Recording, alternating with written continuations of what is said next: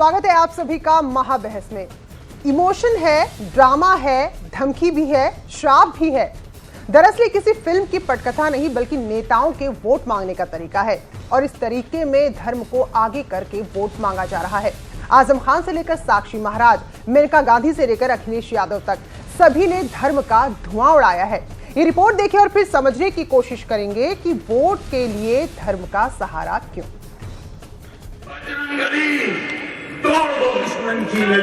फिर जब मुसलमान आता है काम के लिए, फिर मैं सोचती हूँ कि नहीं रहने ही दो, क्या फर्क पड़ता।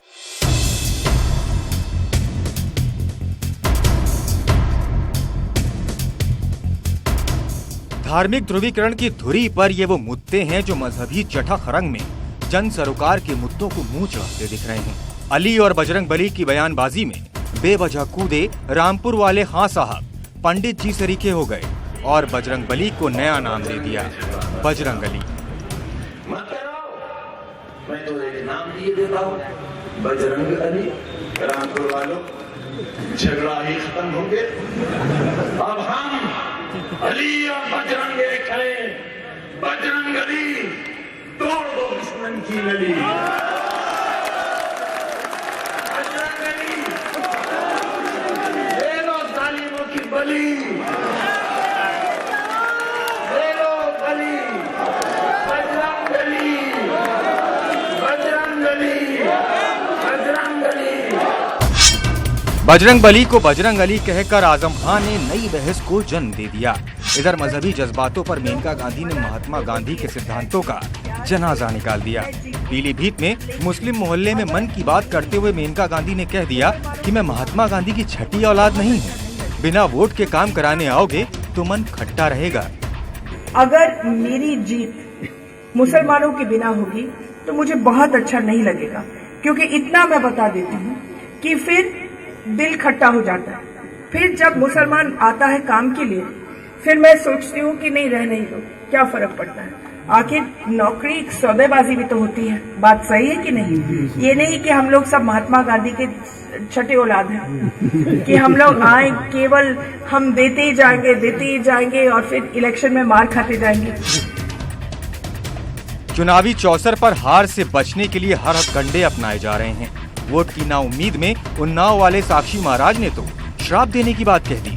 वोट न देने पर पाप देकर पुण्य ले जाने की धमकी दे रहे हैं साक्षी महाराज। आपके दरवाजे पर आया है और सन्यासी जब किसी के दरवाजे पर आता है, भिक्षा मांगता है, कोई बात याचना करता है, अगर उसकी बात नहीं मानी जाती है तो जानते हैं वो सन्यासी गृहस्थी के पुण्य ले जाता है और अपने पाप दे के चला जाता है। शास्त्र में लिखा है। बहरहाल जनता की सेवा कही जाने वाली सियासत का स्याह रंग तो देखिए, कोई धर्म का डर दिखा रहा है तो कोई धर्म से डरा रहा है। सवाल ये है कि जन सरोकार के मुद्दों को किनारे करके क्यों वोट के लिए धर्म की आड़ ले रहे हैं राजनेता। सन्यासी जब किसी के दरवाजे पर आता है, भिक्षा मांगता है, कोई बात याचना करता है, अगर उसकी बात नहीं मानी जाती है तो जानते हैं वो सन्यासी गृहस्थी के पुण्य ले जाता है और अपने पाप दे के चला जाता है। जी हाँ, तो ये वो बयान है जिनसे साफ है कि अब मुद्दों को पूरी तरह से तिलांजलि दे दी गई है। तो इस मसले पर हम चर्चा करेंगे, लेकिन उससे पहले हमारे दर्शकों के लिए, आपके लिए हमारा आज का सवाल, क्योंकि आपकी राय, आपके जवाब हमारे काफी मायने रखते हैं, तो जिसे आप हमारे ट्विटर हैंडल @महाबहस पर भेज सकते हैं। तो आज जो महाबहस का सवाल है वो ये कि क्या सभी दल वोट के लिए धर्म की आड़ ले रहे हैं। तो ये सवाल है आज का, क्या सभी दल, चाहे कोई भी पार्टी हो, वो अपने वोट के लिए, अपनी जीत के लिए धर्म की आड़ ले रहे हैं? हाँ, ना या पता नहीं। ये 3 विकल्प हैं आपके पास, जिनमें से किसी एक को चुनकर आप हमें भेज सकते हैं।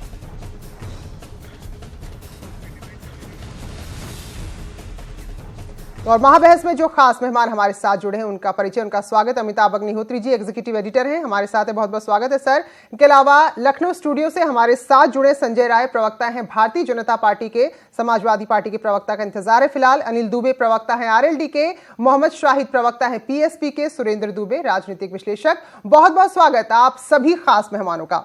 तो सर, जो ये बयान कल का पहला चरण का मतदान संपन्न होने के बाद सुने हैं, कई बार तो ऐसा लगता है कि यहाँ धमकाया जा रहा है या फिर आदिकाल के चुनाव चल रहे हैं। कोई कहता है कि मेरा दिल दुखाया या फिर साधु को लौटा दिया तो शाप लगेगा, कोई बजरंगबली का नाम लेता है, कोई कहता है हनुमान जी नाराज हैं कि आपने जाति बता दी, अब हनुमान जी आपको सबक सिखाएंगे। तो ले दे के जो थोड़े बहुत मुद्दे पहले चरण में बच भी गए थे, अब वो आगे चरण बढ़ते बढ़ते पूरी तरह से खत्म हो रहे हैं और धर्म सेंट्रिक की पूरी सियासत हो रही है। देखिए, ये बीमारी आज की नहीं प्रीति, और ये वर्गीकरण तो कतई संभव नहीं कि पहले चरण में थोड़े बहुत मुद्दे थे और दूसरे चरण में बिल्कुल के नहीं। लंबे अरसे से हिंदुस्तान के संसदीय लोकतंत्र का ये संकट है। चुनाव से पहले तो एजेंडा दूसरा लगता है, नहीं इस बार भूख, भय, गरीबी, अशिक्षा, बीमारी, इन सब पर बात होगी, खेती किसानी, इन सब पर राष्ट्रीय स्तर पर एक बड़ी बहस होगी। सारे राजनीतिक दल अपना अपना नीति सिद्धांत देश के सामने रखेंगे। लेकिन जैसे जैसे चुनाव आगे बढ़ता है, इस देश की बदकिस्मती ये कि देश पीछे की ओर लौटने लगता है। घड़ी की सुई पीछे घूमती है, और वो सुई पीछे घूमती है तो अंग्रेजों तक जाती है, अंग्रेजों से और पीछे जाती है तो मुगलों तक चली जाती है, शक और हूण तक जाती है, और उसके बाद तो अब गजबी हो गया, और पीछे चली गई तो भगवान तक चली गई, अल्लाह तक चली गई। अब और पीछे कहां जाएगी इसकी गुंजाइश नहीं दिखती। जब मुगलों तक गए थे तो फिर था कि भाई चलो शक और हूं तक जाएंगे, लेकिन अब तो अल्लाह तक चले गए, परमात्मा तक चले गए, भगवान तक चले गए, अवतारों तक चले गए। ये 2019 के भारत का चुनाव है। ये उस भारत का चुनाव है जिसमें दुनिया की सबसे बड़ी नौजवान आबादी वोट करेगी। 8 करोड़ से ज्यादा वो वोटर हैं जिनका जन्म 2000 में हुआ या 2000 के बाद हुआ। नई शताब्दी में जन्मे नौजवान, वो फर्स्ट टाइमर है। उस देश में मसला क्या हो रहा है कि बजरंग बली कि बजरंग अली, कि मुसलमान वोट दे कि नहीं दे। मेनका गांधी के वक्तव्य से तो बड़ी निराशा हुई। मेनका गांधी अभी केंद्र में मंत्री हैं। चुनाव का मतलब ये नहीं होता कि आप मंत्री नहीं हैं, आप मंत्री हैं और उसकी तनख्वाह भी ले रही होंगी, मुझे पूरा भरोसा है। क्या शपथ लेते हैं आप? जब मंत्रिमंडल के सदस्य के रूप में शपथ लेते हैं तो क्या है? शपथ पत्र याद है? जितना मुझे याद है मैं उद्धृत कर देता हूं। मैं सत्यनिष्ठा से शपथ लेती हूं, यह लेता हूं कि जो भी विषय संघ के मंत्री के रूप में मेरे संज्ञान में लाया जाएगा, मैं बिना किसी भय और भेदभाव के न्याय करूंगा, और तब तक किसी को सूचित या संसूचित नहीं करूंगा जब तक कि ऐसा करना जरूरी ना हो। यानी बिना भेदभाव के शासन, यह शपथ का हिस्सा है, शपथ का।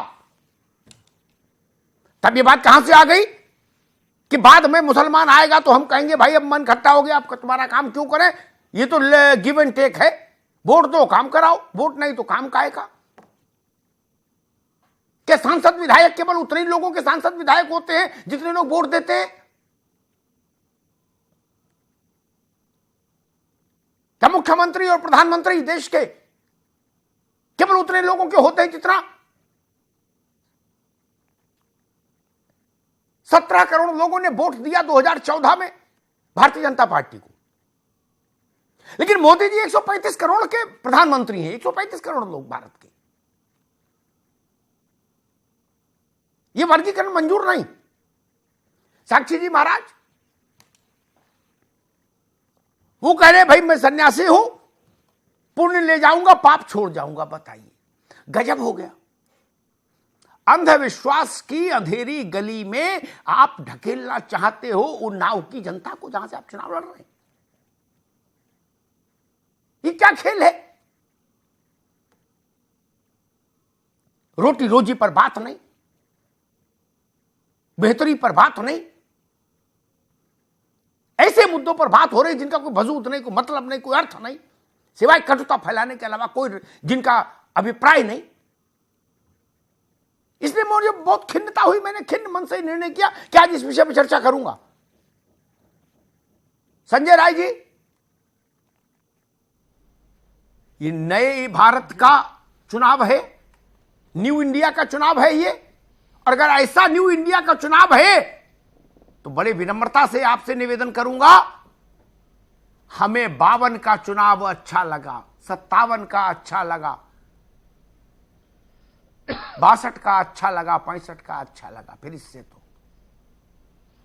कम से कम तब इतनी गंदगी तो नहीं थी, तब हिंदुस्तान पुराना था, लेकिन चुनाव अच्छा था। आज इंडिया तो न्यू हो गया, चुनाव कहां तक जा रहा है? अंग्रेज, अंग्रेज से मुगल, मुगल से शक, हूण, और होते होते अल्लाह मियां और परमात्मा तक। अब कहां जाएंगे इसके बाद?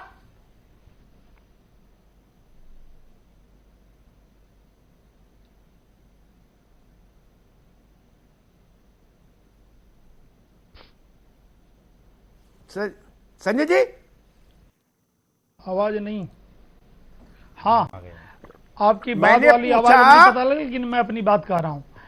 ऐसा है, नहीं, मैं एक सवाल रिपीट कर देता हूं। इतना पीछे तो चले गए, अंग्रेजों तक गए, फिर मुगलों तक गए, औरंगजेब, बाबर तक जाएंगे, फिर अल्लाह मियां तक चले गए, भगवान तक। अब इसके पीछे कहां जाओगे? हिंद महासागर में कूदोगे?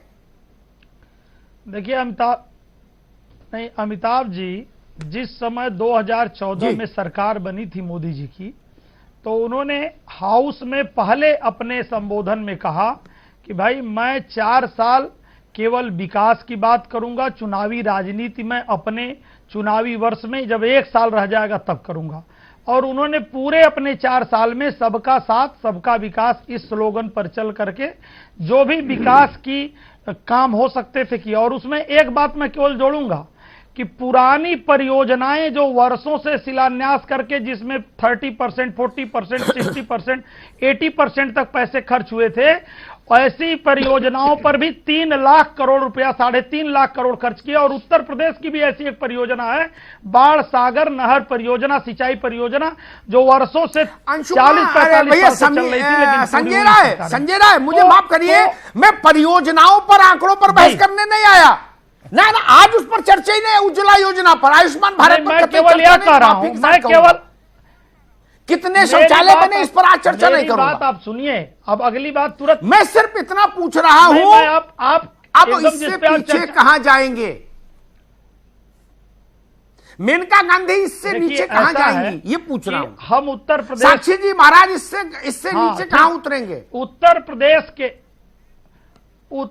उत्तर प्रदेश में जो ये लोकसभा चुनाव है, इस लोकसभा चुनाव में अगर सबसे पहले कम्युनल बात कहीं से हुई तो वो हुई महागठबंधन के मंच से, वो हुई सहारनपुर से, और आदरणीय मायावती जी के द्वारा सबसे पहले जो कम्युनल बात शुरू हुई उत्तर प्रदेश के इस लोकसभा चुनाव। उनको चुनाव आयोग ने नोटिस दिया, उनकी आलोचना हुई, मायावती जी की आलोचना हुई, हमने भी की, आपने भी की, नेता, उसके बाद आप ये कहां से पकड़ लाए? फिर जो भी नेता, मायावती जी करे तो आलोचना और मेनका करे तो तारीफ, भाजपा, ये तो नहीं चलेगा ना? नहीं, बिल्कुल तारीफ नहीं है। मेरी बात तो आप होने देंगे तब तो। मैंने कहा कि मायावती जी सहित जो भी, चाहे भाजपा का होगा, चाहे गठबंधन का होगा, सपा का, बसपा का, जो भी नेता करेगा, चुनाव आयोग निश्चित उससे निपटेगा, इसमें कोई दो राय नहीं। और किसी को भी जो भी इस लाइन पर बात कर रहा है वो गलत है। लेकिन मैं एक बात को जोड़ूंगा कि आजम खां साहब ने आज आजम खां साहब ने बजरंग बली को बजरंग अली कर दिया है। यह निहायत आपत्तिजनक है। और मैं एक चीज ठीक और है। बता दूं कि आजम खान साहब तो अपने अच्छे नारों के लिए जाने जाते हैं, कभी भारत माता को डाइन भी कहे हैं कि भारत माता की नारे लगते हैं। कौन सी भारत माता? संजय रुको, रोकना होगा संजय, रुकना होगा, ठीक है, रुकना होगा, कहीं भी जा सकते ठीक हैं, है इतना संजय, मैं जानता हूं। रुकना होगा। मुझे पता है आजम खान आपका फेवरेट सब्जेक्ट है, आई नो दैट, जानता हूं। उस पर तो 1 घंटे भी आपके लिए कम है, मैं जानता हूं। लेकिन आजम खान पर मैं पूछूंगा अब वर्मा जी से, आपसे पूछूंगा मेनका गांधी पर। मेरी बहस करने का तरीका यही है। मोहम्मद शाहिद पर को यह अवसर नहीं दूंगा कि आप नरेंद्र मोदी पर 1 घंटा बोलिए। मैं शिवपाल पर पूछूंगा सवाल, अनिल दुबे से जयंत चौधरी और अजीत सिंह जी पर पूछूंगा। ये नहीं कि दूसरे पर कीचड़ उठा लो, मौज लो और बच के भागे आओ। ना ना, बोले अंग्रेजों ने ऐसा किया था इसलिए हमने भी ऐसा किया। ये कोई बात हुई? ये कोई तर्क नहीं। संजय ना, माफ करिए, ठीक, डॉक्टर रुक जाइए, डॉक्टर वर्मा के पास में जाऊं उससे पहले एक बात और साफ कर दूं, ताकि जो बात संजय राय ने कही वो बात बाकी प्रवक्ता ना कहे, कम से कम मेरी बहस में। मैं इस तर्क से कभी सहमत नहीं हुआ कि जो गलत बोलेगा उसको चुनाव आयोग नोटिस देगा, हम मौज ले रहे हैं। नहीं जी, हम तो आपसे पूछ रहे हैं, पार्टियों का नेतृत्व क्यों नहीं एक्शन लेता? आयोग तो लेगा ही लेगा। जिधर लोग सिधाना करते हैं उधर मैं पैताना करता हूं। डॉक्टर वर्मा भाई, आजम खान साहब का मिजाज पूरा मुल्क जानता है, और ये बात संजय राय ने ठीक भी कही।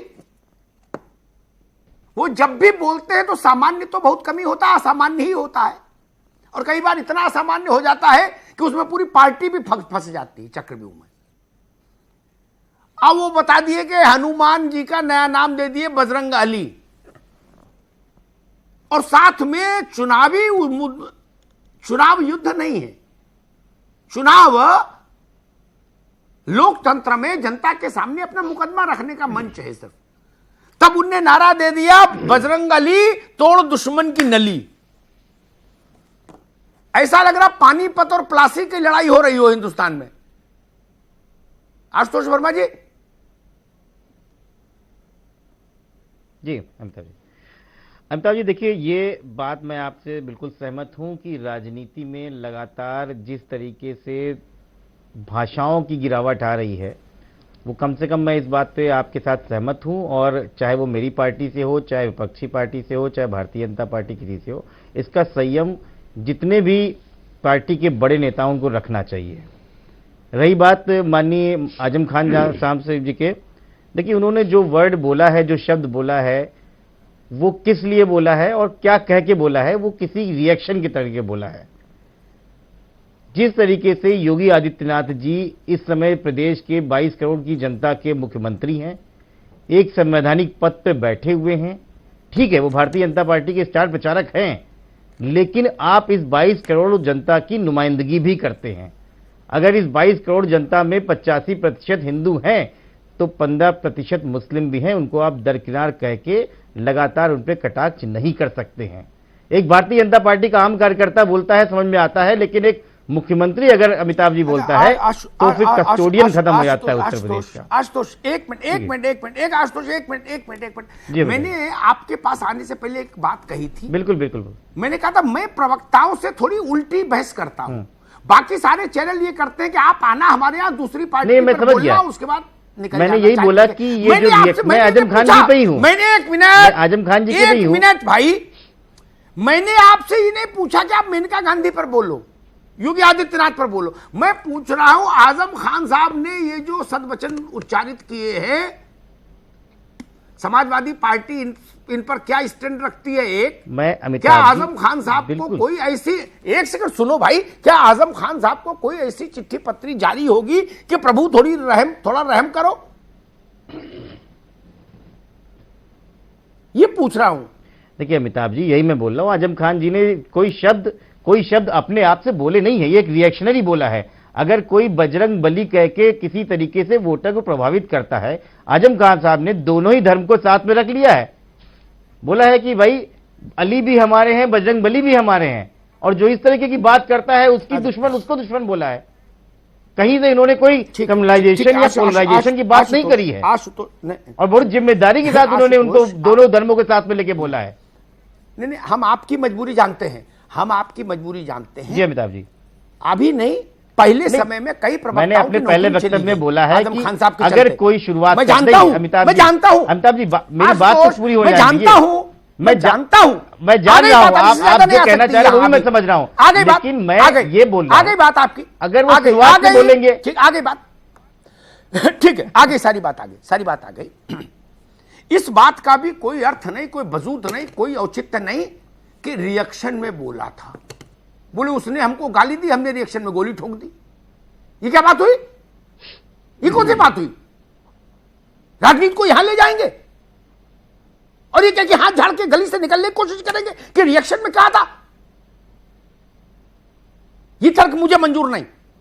नहीं अमिताभ जी कोई समाजवादी पार्टी को होगा उनको मुबारक। नहीं बिल्कुल मंजूर नहीं, और मैं पहले ही बोल रहा हूं ये कोई बात नहीं होती। अगर कोई भी पार्टी कोई तर्क नहीं, धर्म को पोलराइजेशन गलत बात है, उसकी आलोचना होनी चाहिए, उसकी आलोचना। लेकिन अगर वो थैंक यू आशुतोष, लेकिन उन्होंने हिंदू और मुस्लिम दोनों ही समुदाय को साथ में लेके बात किया है, इस बात को तो मानेंगे कि दोनों ही समुदाय को साथ में लेके बात की है। चलो मैं आपका ही ज्ञान बढ़ा दूं। आशुतोष रुक जा, आप बार बार एक ही चीज पर आ रहे हैं। मैं इसी विषय को क्लेरिफाई कर दूं पहले, ताकि आगे भी किसी बहस में आप जाओ तो ये अच्छा रहे मामला। ये रास्ता ठीक नहीं है। अभी एक कैरिकेचर बन जाए, जो बात कही आजम खान साहब ने और उसमें फ्यूजन कर दे कोई, जो दो नाम उन्होंने जोड़े, मैं नहीं दोहराऊंगा यहां, और उसमें फ्यूजन कर दे और पोस्ट कर दे। आपको अंदाज है क्या होगा मुल्क में? अंदाज है? जानते हैं आप हिंदुस्तान को? नहीं अमिताभ जी देखिए, संत मत बताइए कि दोनों मुल्क, दोनों बिरादरियों को साथ लेके चले ले जा सकते हैं, कहीं भी गांधी नहीं है, कहीं भी ले आ सकते हैं, नहीं कहीं भी ले आ सकते हैं। अर्थ का अनर्थ कोई भी निकाल सकता है, नहीं मैं ये नहीं कह रहा हूं मैं, लेकिन अगर कोई एक बात और हिंदू कहूंगा के बीच में ऐसी खाई करेगा तो एक न एक को कहीं बात उठानी पड़ेगी। ठीक, नहीं आप समझ ही नहीं पाए बात, माफ करिए, आप बात नहीं समझ पाए। एक और महत्वपूर्ण बात कह के अनिल दुबे के पास जाऊंगा। इस क्रिया की प्रतिक्रिया के पक्ष में बहुत जोरदारी से खड़े हुए आशुतोष वर्मा। बोले क्रिया होगी तो प्रक्रिया होगी, क्रिया होगी, ठीक चलिए मान लेते हैं। एक छोटी सी संभावना छोड़ के देश के सामने बहस को आगे बढ़ाऊंगा। अब आजम खान साहब की क्रिया पर कोई वैसा ही व्यक्ति प्रतिक्रिया देने पे आ जाए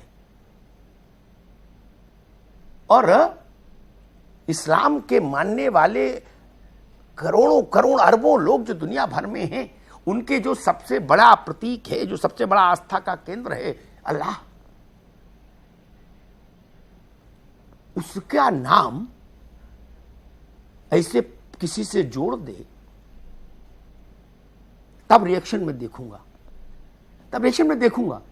मैंने ऐसे मौकों पर इस देश में, दुनिया में, इंडोनेशिया तक में रिएक्शन देखे हैं, मैं जानता हूं। इसलिए जब ऐसी बात बोलिए तो खतरों को भांप कर बोलिए। अनिल दुबे, मेरा सवाल था, ये नया भारत है, हर आदमी कहता है नया भारत है, नया भारत है जी, और उसमें आप लोगों की सोच कहां अटकी हुई है? क्या है? दिमाग का पहिया कहां अटक गया? ग्रीसिंग नहीं कराते हो? क्या समस्या क्या है राजनीतिक लोगों के साथ? आप लोग किस दुनिया के प्राणी हो भाई? दुबे जी, अमिताभ जी, ये जो अपने को सबसे अलग कहते हैं, मैं भाषा की मर्यादा सबको रखनी चाहिए, आपके इस विषय से मैं सहमत हूं कि भाषा की मर्यादा ना अनिल दुबे, मैं आपसे फिर स्पेसिफिक सवाल पूछ लूंगा, नेताओं को रखनी, मैं फिर स्पेसिफिक सवाल पूछ लूंगा। चौधरी अजीत सिंह प्रधानमंत्री के माता पिता तक गए, क्यों गए? बात प्रधानमंत्री से होनी चाहिए। चुनाव प्रधानमंत्री लड़ रहे हैं, उनके माता पिता तो नहीं लड़ रहे, वो क्यों गए? हमने कहा ना, हम ये नहीं चाहते कि दूसरी पार्टी वाला दूसरी पार्टी वाले को बोल के निकल जाए। अरे तो आप उनके माता पिता तक जाएंगे? अजब बात है। आप भारत के प्रधानमंत्री के माता पिता तक जाएंगे चुनावी रैली में? नहीं, माता पिता पर उन्होंने किस, नहीं माता पिता पे जाने, मैं शब्द कोट कर दूंगा अनिल दुबे, मैं अजीत सिंह के शब्द कोट कर दूंगा मैं अजीत सिंह जी के शब्द कोट करूं और अगर गलत बोलूं तो डिफेमेशन का सूट कर देना मेरे ऊपर। नहीं, आप मैं टेप सबमिट कर दूंगा। नहीं, डिफेमेशन का सूट हम नहीं करने जा रहे हैं। हमको मत समझाइए, कहने का कोई तात्पर्य दूसरा रहा होगा, लेकिन पुलवामा के नाम पर, सेना के नाम पर प्रधानमंत्री जी वोट मांगेंगे तो उनकी, अरे आप हिंदुस्तान के प्रधानमंत्री के माता पिता को बीच में लाएंगे। और एक बात कह दूं अनिल दुबे जी, एक मिनट रुक जाइए, प्रधानमंत्री का क्या किसी के माता पिता? एक मिनट जी, एक मिनट रुको। कल को कोई खड़ा हो के संजय राय खड़े हो जाए और ये चरण सिंह जी पर ऐसी टिप्पणी करें अजीत सिंह जी को सामने रखकर, तो मैं संजय राय की भी आलोचना करूंगा कि आलोचना अजीत सिंह की करिए, वो मैदान में हैं। चरण सिंह की आलोचना करने का आपको अधिकार नहीं। आप चरण सिंह से सहमत हो असहमत हो अलग बात है। ये क्यों कहा कि उनके अम्मा बाप ने उनको क्या सिखाया पता लग रहा है? आप प्रधानमंत्री की परवरिश पर सवाल उठाएंगे? उनके अम्मा बाप चुनाव लड़ रहे हैं, दूसरा रहा है। अरे तात्पर्य को ओढ़ेंगे कि बिछाएंगे? तात्पर्य रखो वहां बागपत में, नहीं मंच से बोलोगे। अच्छा भाले भाई, तो अब तो अगले चुनाव में गाली बची है तो चर्चा होगी कि भाई वो किस सेंस में उन्होंने कहा। उन्होंने किसी के माता पिता को तो नहीं कहा। आपने भाषण सुना नहीं, आप जानबूझकर अनजान बन रहे हैं। अजीत सिंह ने कहा वो आदमी कभी सच नहीं बोलता, उसके माता पिता ने उसको सिखाया ही नहीं सच बोलना। आप उनके माता पिता तक क्यों जा रहे हैं? नहीं, अब पूरा देश ही मोदी जी की आलोचना करिए, मुझे लोग उनको जुमलेबाज की संज्ञा देते हैं। देश की जनता जुमलेबाजी कहती है, झूठ बोलने की बात करती है और सच वो बोलते नहीं, तो इसमें कोई गलत बात थी भी नहीं। और जब आप अपने आप को सबसे पूरे देश के सारे लोगों से अपने अनिल दुबे हमारे संस्कार बहुत, मेरी आपत्ति इस बात पर नहीं, मेरी आपत्ति इस बात पर है ही नहीं। मेरी आपत्ति सिर्फ इस बात पर, आप चुनाव के मंच से प्रधानमंत्री के माता पिता को क्यों लाए? इतने ही बोलते कि मोदी जी सच नहीं बोलते, मुझे आपत्ति नहीं। वो संस्कारों, ये आपका अधिकार है, चुनाव लड़ रहे हो, लेकिन आप उनके अम्मा बाप को लाएंगे। तो कहना चाहते थे, ये अभद्र बात है। ठीक, कल को कोई चरण सिंह को बीच में लाए, वो लाएंगे ना, वो इस तरह की बात करते हैं। दुबे जी, कोई चरण सिंह को बीच में लाए तो फिर चौधरी चरण सिंह का कौन सा ये सम्मान कर दे रहे हैं? चौधरी चरण सिंह के स्मारक को बनाने का काम नहीं किया, उनकी कोठी को जबरिया खाली कराने का काम किया। चौधरी साहब को भारत रत्न नहीं दिया, चौधरी साहब के नाम की सारी योजनाओं को बंद कर गए। ठीक है, मैं अभी इस बहस में अभी नहीं उलझूंगा, मुझे दूसरे मित्रों के पास भी जाना है। एक बात अनिल दुबे जी की पार्टी को समझा के आगे बढ़ जाऊंगा मोहम्मद शाहिद के पास। दूसरे ने क्या किया नहीं किया चरण सिंह जी के लिए छोड़िए। चरण सिंह जी का अपना आत्मज, चरण सिंह जी के नहीं रहने के बाद दशक तक हुकूमत हिंदुस्तान में मंत्री रहा। उसने क्या कर दिया चरण सिंह जी के लिए? दूसरे पर सवाल उठाने से पहले खुद सोचिए। नहीं, उन्होंने तो खूब उनका अपना इकलौता बेटा के कामों को किया, दशकों तक मंत्री रहा, जिसकी सत्ता का सुख भोगा, हर सरकार में मंत्री रहे, हर गठबंधन में रहे, कहां नहीं रहे, क्या करते रहे, ये सवाल मैं नहीं उठाता, वो जाने। खैर, मोहम्मद शाहिद, नया भारत, नए लोग, नई पीढ़ी, 8 करोड़ ऐसे मतदाता जो पैदा ही 2000 में हुए, और ये चुनाव 60 और 70 के दशक से गया गुजरा चुनाव हो रहा है। 60 और 70 में ऐसी बातें नहीं होती थी।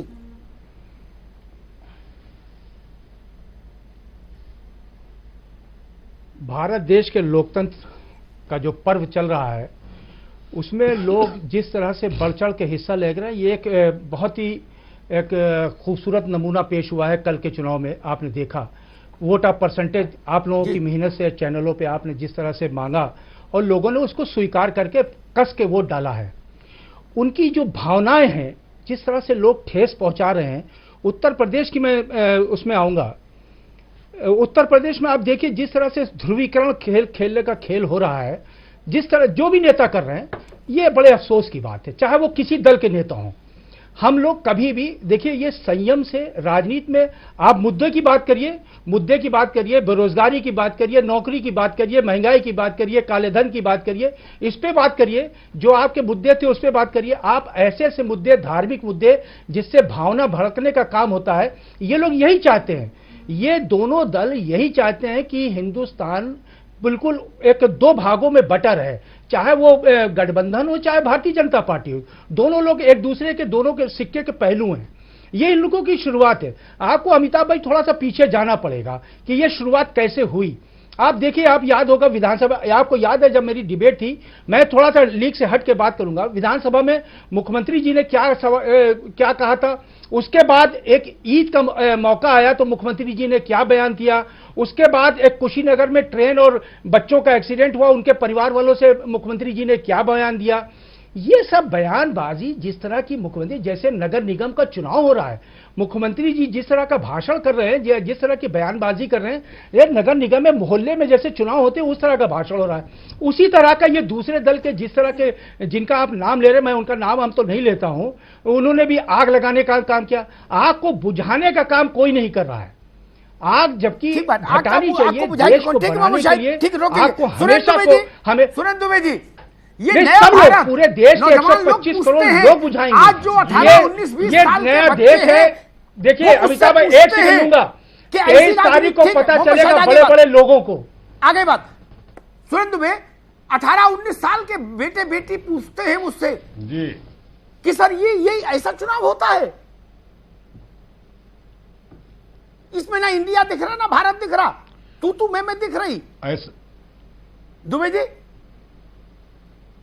देखिए, जिस स्तर पर इस समय बात हो रही है, आरोप प्रत्यारोप, और जिस ढंग से सांप्रदायिक ध्रुवीकरण किया जा रहा है, तो मैं कहता हूं अगर ये न्यू इंडिया है तो भगवान मालिक इससे अच्छा पुराना इंडिया रहे तो ज्यादा अच्छा है।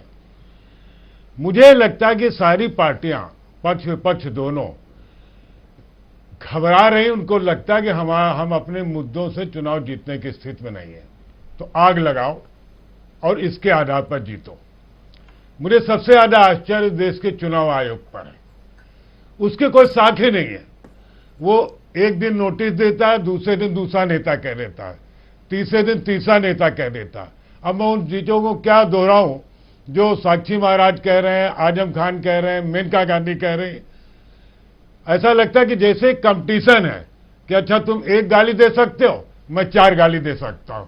उनका अच्छा तुम हनुमान जी कह सकते हो। अब ये बात आगे बढ़ेगी, अगर ये नहीं रुकेगी तो ये बात आगे और बढ़ेगी, क्योंकि जो लगाम लगाने का काम है वो चुनाव आयोग का है।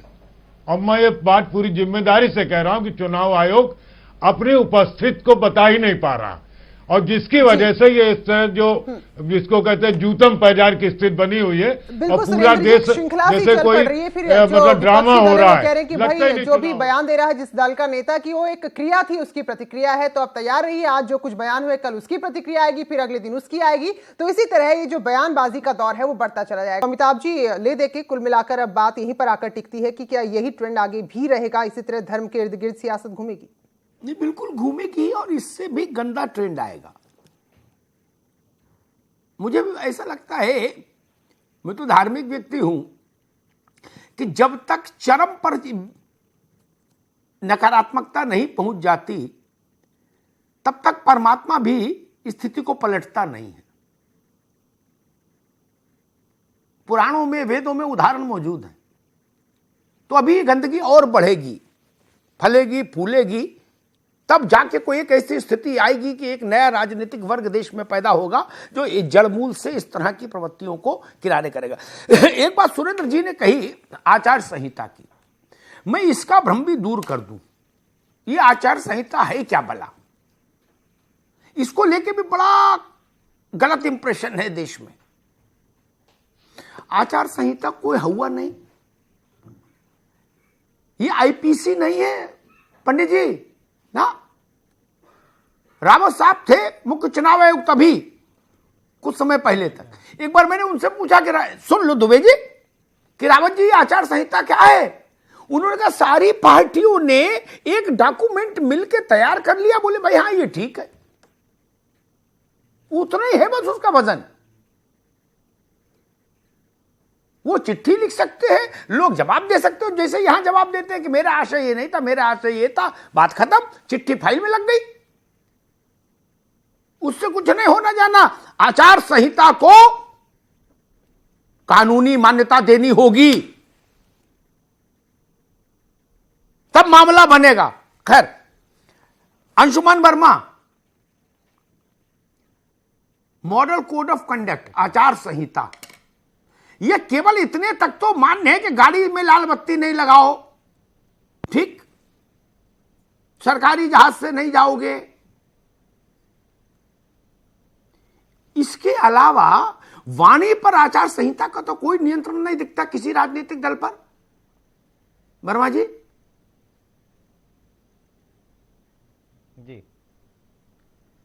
देखिए अमिताभ जी, ये इस बात का मैं समर्थन करता हूं कि हाँ, कानूनी बल मिलना चाहिए, क्योंकि कहीं ना कहीं अगर इस बात को आज नहीं रोकेंगे तो ये बात तो कहीं ना कहीं खत्म होने वाली नहीं है, चाहे वो रिएक्शन हो, चाहे किसी भी तरीके से हो। और ठीक है, जहां पर एक तरफ इलेक्शन कमीशन एक दिन कहता है कि ये टीवी का पॉलिटिकल कंटेंट ठीक नहीं है, इसको बैन कर देना चाहिए, अगले दिन वही इलेक्शन कमीशन कहता है कि नहीं, ये ठीक चलने दो, इसमें से ये हिस्सा निकाल दो, तो कहीं ना कहीं भ्रम की स्थिति पैदा होती है।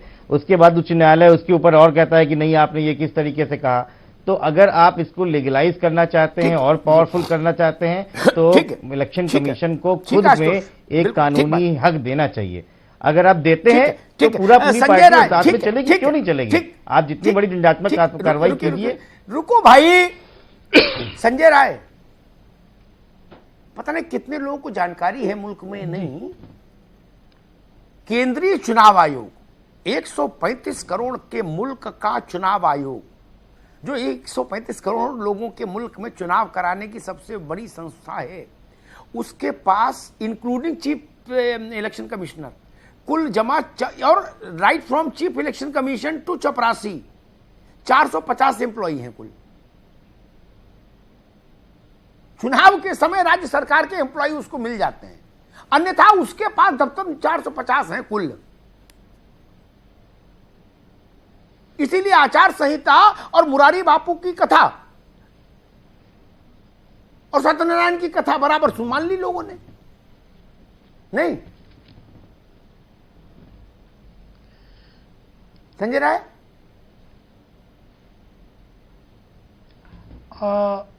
आचार संहिता का बिल्कुल मैं पीछे से एक बात कहना चाह रहा था, क्योंकि मेनका जी वाली बात आप पूछे थे और वो सवाल का मैं जवाब देता, आप आगे बढ़ गए कि मेनका जी भी आज एक मुस्लिम अपने हमारे पार्टी के जो अल्पसंख्यक मोर्चा उसके कार्यक्रम में थी। उन्होंने कहा कि भाई आपका वोट हमको लगता नहीं मिलता है और मुझे लग रहा है कि मिलना चाहिए, क्योंकि आप पार्टी में हैं तो पार्टी की वजह से कार्यकर्ता के रूप में आप मिलते हैं, आपका दो काम भी पड़ेगा, तो मिलेगा तो ठीक होगा, नहीं मिलेगा तो मुझे दुख होगा। एक बात जो आप कहे कि 2000 मतलब बहुत पहले 62 का 65 का चुनाव हम लोग नहीं थे, लेकिन आज से 12-15 साल पहले सोनिया गांधी जी गुजरात में जाके मोदी जी को कहीं है मौत का सौदागर। संजय राय, मैंने पहले कहा था ये मुझे लाभ में नहीं जाना, चीजों का एक दूसरे अपने ही खाल बचाने को दूसरे को लांछित मत करो, अपनी गलती मानो, बड़ा दिल दिखाओ, ये सब मत करो, ये हर वक्त अच्छा नहीं लगता। मैं कह रहा हूं कि जो भी कर ही रहे हो, रैली में बोलो, मंत्री के रूप में कहीं तो ईमानदारी रखो यार, बचना चाहिए कि हर वक्त राजनीति करोगे 24 घंटे। हाँ, इस बचना चाहिए। अमिताभ भाई इनसे पूछिए, रुको भाई, रुको, कभी हिंदुस्तानी बनो, कभी हिंदुस्तानी बनो, भाजपा कांग्रेस सपा बसपा होती रहेगी। अनिल दुबे, क्या आचार संहिता को ठीक है रुकना होगा? एक काम करते अनिल दुबे, छोटा सा कमेंट, क्या आचार संहिता नख और सिक्के बिना है, इसलिए राजनेताओं में, राजनीतिक दलों में उसका भय नहीं? वो जानते हैं कि ये भौंक सकता है, काट नहीं सकता। आपकी जो बात है, नहीं, आचार संहिता पे जब चुनाव बीत जाएगा तब आप कार्रवाई करोगे। अब जरूरत हमें आज है, आज आप चुनाव आयोग कार्रवाई करें, काहे हम हो या कोई हो। अगर हम आचार संहिता का उल्लंघन करें तो हम पे आज कार्रवाई हो तो हमें भय भी रहेगा, लेकिन आचार संहिता पर कार्रवाई तो देर में होती है, तब तक चुनाव निकल जाता है। तो ये जो है, ये चुनाव आयोग को कहीं ना कहीं इस पर जो है त्वरित कार्रवाई। मोहम्मद शाहिद, इतने मामले आए हेट एंड स्पीच के, एक बाला साहब के खिलाफ भी मामला आया था, सुप्रीम कोर्ट तक मामला गया, उनकी गिरफ्तारी नहीं हुई कभी जीवन में। बुखारी साहब की नहीं हुई थी, जामा मस्जिद के इमाम, कभी जीवन में नहीं हुई। वारंट 360 घूमते रहे, तो फिर मोहम्मद शाहिद क्यों डरेंगे?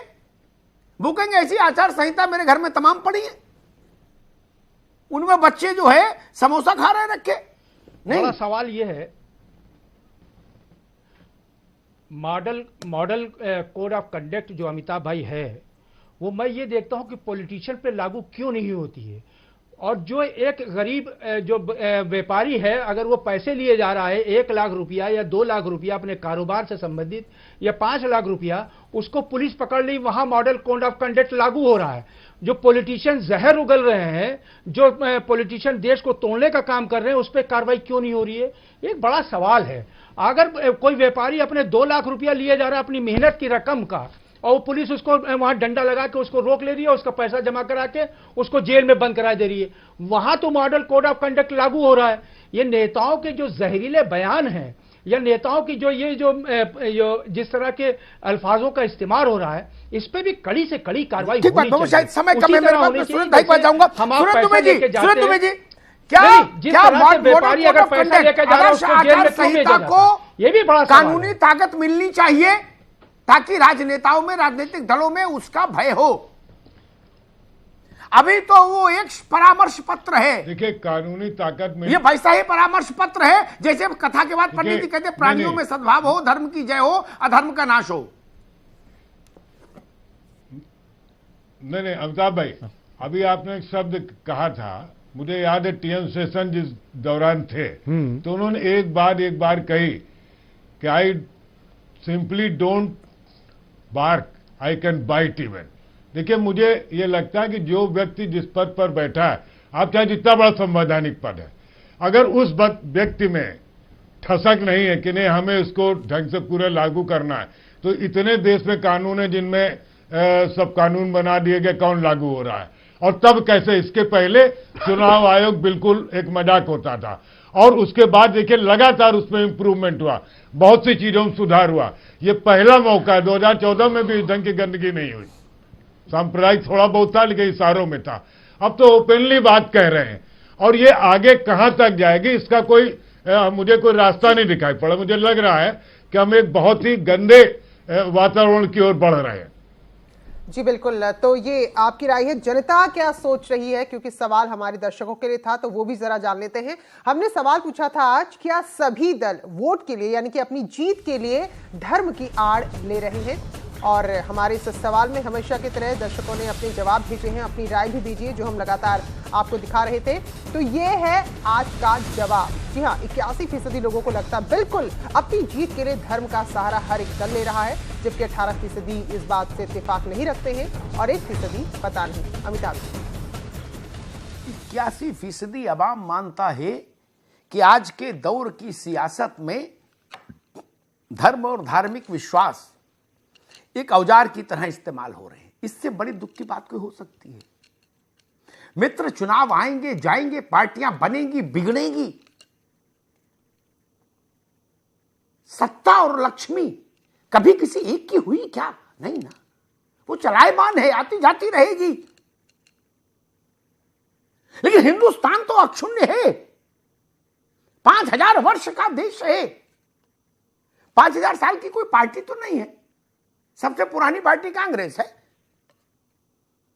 125-30 साल, इससे पुरानी पार्टी तो भारत में कोई है ही नहीं। ये 5000 साल का मुल्क है, इस पर तो कुछ रहम करो। नई पीढ़ी के लोगों से बात करके देखिए, उनसे बात मत करके हमको बता दीजिएगा, जिनको 500 रुपया रोज देते हैं और आप पूरी और आलू की सब्जी और आम का अचार पैकेट देते हैं साथ में चुनाव के दौरान, उनकी बात नहीं कर रहा हूं। वो सुबह एक पार्टी का गमछा पहनते हैं, शाम को दूसरी पार्टी का, डबल शिफ्ट में काम कर रहे हैं चुनाव में। स्कूलों में चले जाइए, कॉलेजेस में चले जाइए, पूछिए बच्चों से क्या धारणा रख रहे हैं वो आप लोगों के बारे में। मंच पर माला पहनने वालों के बारे में वो क्या टिप्पणी कर रहे हैं, जाके सुन लीजिए कभी। ये मत बताइएगा कि आप राजनीतिक दल के प्रवक्ता हैं। और मैं तो कहूंगा संजय राय और वर्मा जी साथ साथ जाएं और सुन के आए, अपने सम्मान समारोह देख कर आए आंखों से कि 2019 का भारत आपसे क्या चाहता है और आप क्या डिलीवर कर रहे हो। अपने परिवार में ही पूछ लो, अगर बच्चे बड़े हो, 12वीं और बीए में आ गए हो, ग्रेजुएशन में, पूछ लीजिए वो कैसा वितृष्णा का भाव है, वितृष्णा का भाव। राजनीति से वितृष्णा नहीं होनी चाहिए देश को। राजनीतिक नोबल प्रोफेशन था। आज लोग कहते हैं अरे छोड़ो वे तो नेता है। ये क्या मतलब है इसका? मतलब वो तो ऐसा सब गड़बड़ सड़बड़ करेंगे ही, बिकॉज पॉलिटिकल लोग हैं।